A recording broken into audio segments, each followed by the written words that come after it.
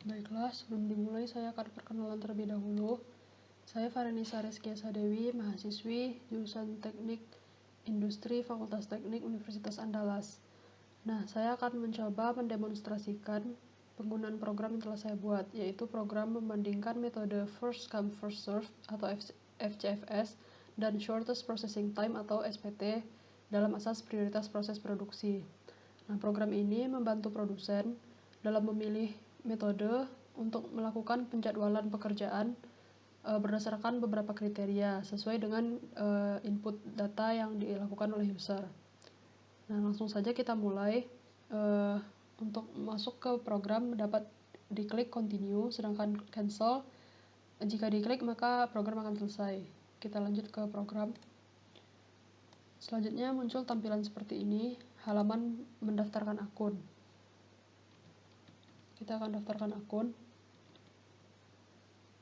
Jika ditekan enter, maka halaman pendaftaran akun akan hilang dan berganti dengan halaman login. Untuk login, program melakukan perulangan sebanyak 3 kali. Jadi user diberi kesempatan untuk login maksimal 3 kali. Jika sudah 3 kali dan masih salah, maka program akan selesai. Ini adalah akun yang benar. Berlanjut ke halaman input data. Banyak pekerjaan yang akan diselesaikan sebagaimana diketahui 5 dengan waktu proses dan batas waktu sebagai berikut.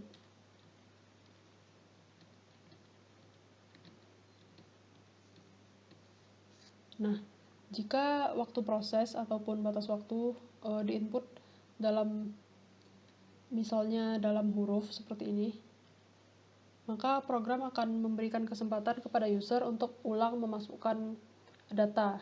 Jadi harus dalam bilangan bulat atau bilangan desimal. Waktu proses selanjutnya adalah 9 hari. Kemudian begitu pula dengan batas waktu. Jika ditekan enter saja misalnya, maka program memberi kesempatan kepada user untuk ulang memasukkan data. Begitu. Nah, setelah input data maka akan muncul beberapa tabel. Yang pertama tabel data pekerjaan, yaitu data-data pekerjaan tadi dipindahkan ke dalam bentuk tabel. Jadi terdapat pekerjaan, waktu proses dalam hari, dan batas waktu dalam hari. Selanjutnya masuk ke metode pertama, metode First Come First Serve atau FCFS. Nah, metode ini mengurutkan pekerjaan sesuai dengan urutan pekerjaan yang datang atau yang diinputkan tadi. Jadi pekerjaan pertama yang diinputkan akan diproses pertama kali. Begitu seterusnya. Untuk waktu proses sudah diketahui dan aliran waktu dapat dihitung dengan aliran waktu data ke n sama dengan aliran waktu data ke n-1 ditambah waktu proses data ke n. Jadi untuk aliran waktu data pertama adalah aliran waktu data sebelumnya 0 ditambah waktu proses data pertama 6. Jadi hasilnya 6. Untuk data kedua begitu pula aliran waktu data sebelumnya atau data pertama 6 ditambah waktu proses data kedua 2. Jadi hasilnya 8. Begitu seterusnya untuk aliran waktu pekerjaan yang lain. Kemudian dijumlahkan dan sudah ditampilkan di dalam tabel. Untuk batas waktu sudah diketahui yang diinputkan tadi. Kemudian untuk keterlambatan, pekerjaan dikatakan terlambat apabila aliran waktunya lebih panjang daripada batas waktunya. Nah, untuk data pertama, karena aliran waktu lebih pendek daripada batas waktu, maka pekerjaan 1 tidak mengalami keterlambatan atau keterlambatannya sama dengan 0. Sedangkan untuk pekerjaan kedua, karena aliran waktu lebih panjang daripada batas waktu, maka keterlambatannya dihitung dengan aliran waktu dikurangi batas waktu, 8 dikurang 6.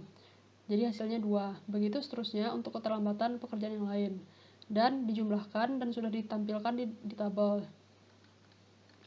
Untuk metode kedua, metode Shortest Processing Time atau SPT, pekerjaan diurutkan sesuai urutan pekerjaan dengan waktu proses terpendek. Nah, dapat kita lihat di tabel awal tadi, pekerjaan dengan waktu proses terpendek adalah pekerjaan 2, yaitu 2 hari. Selanjutnya pekerjaan 4, yaitu 3 hari, dan seterusnya.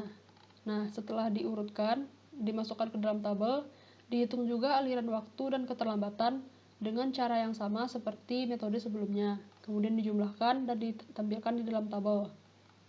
Nah, setelah dua metode ini akan muncul tabel perbandingan efektivitas kedua metode. Efektivitasnya dihitung berdasarkan beberapa kriteria, yaitu aliran waktu rata-rata, utilitas, rata-rata pekerjaan terselesaikan, keterlambatan rata-rata, dan keterlambatan terpanjang. Yang pertama, untuk aliran waktu rata-rata, dihitung dengan aliran waktu total dibagi dengan banyak pekerjaan. Sedangkan utilitas dihitung dengan waktu proses total dibagi dengan aliran waktu total. Untuk rata-rata pekerjaan terselesaikan, dihitung dengan aliran waktu total dibagi waktu proses total. Kedua metode memiliki rumus yang sama. Selanjutnya, untuk keterlambatan rata-rata, keterlambatan waktu total dan dibagi dengan pekerjaan total. Dan keterlambatan terpanjang dapat dilihat pada tabel, masing-masing metode ternyata memiliki keterlambatan terpanjang yang sama besar, yaitu 5 hari. Nah, dari tabel perbandingan ini, program dapat mengambil kesimpulan metode mana yang lebih baik digunakan untuk melakukan penjadwalan produksi atau penjadwalan pekerjaan. Kesimpulan yang pertama, dari kriteria waktu, metode SPT lebih efektif dari segi waktu karena rata-rata aliran waktu lebih singkat, yaitu 13 hari. Dapat dilihat di dalam tabel, benar. Selanjutnya, dari segi utilisasi produksi, metode SPT juga lebih efektif karena nilai utilitasnya lebih besar, yaitu 43,08%. Dan kesimpulan ketiga dari kriteria keterlambatan, metode SPT akan lebih memuaskan pelanggan karena waktu keterlambatan rata-rata lebih kecil, yaitu 1,8 hari. Nah, dari ketiga kesimpulan ini, mungkin produsen dapat dengan jelas mengambil keputusan untuk menggunakan metode SPT dalam penjadwalan produksi atau penjadwalan pekerjaan, karena metode SPT unggul dari ketiga kriteria dibandingkan dengan metode FCFS, baik dari segi waktu, utilisasi, dan keterlambatan. Nah, setelah kesimpulan ini diperoleh, untuk keluar dari program, kita diminta untuk menekan Enter. Sekarang kita tekan, dan keluar tampilan seperti ini. Tampilan ini adalah tampilan untuk konfirmasi apakah benar-benar ingin keluar dari program, atau untuk kembali ke perhitungan, atau kembali menginputkan data. Jika ingin kembali menginputkan data, kita bisa menekan to PyCharm. Tapi jika ingin keluar, bisa ditekan maybe next time. Kita tekan maybe next time. Kemudian muncul lagi tampilan seperti ini untuk memberi komentar terhadap program. Pilihannya ada helpful atau not bad. Pilih helpful. Nah, setelah itu program selesai. Mungkin sekian saja dari saya. Terima kasih, semoga bermanfaat.